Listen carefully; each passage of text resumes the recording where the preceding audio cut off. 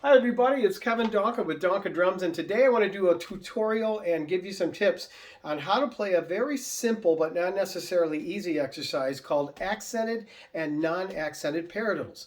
So all it is 4 paradiddles accented, right, left, and then you do 4 unaccented, right, left.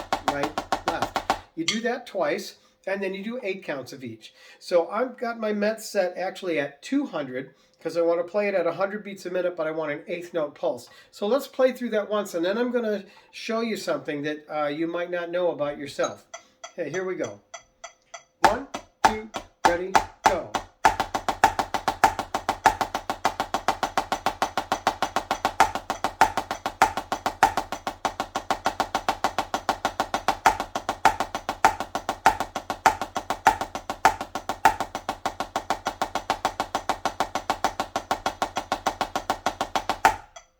Okay, so here's the thing that a lot of people do wrong when they're playing unaccented paradiddles. They still lift as if there's an accent. They just play the beat softer.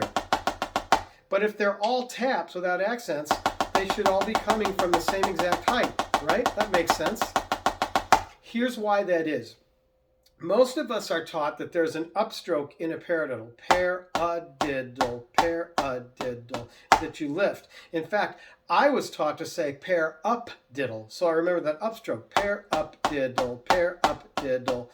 And the problem is, most of us, when we learn that slow upstroke, we actually do what's called a molar stroke. So in a traditional stroke, the tip comes up first when you're going to play, but in a molar stroke, the back of the stroke comes up of the stick comes up first, as does your wrist, and then the tip follows.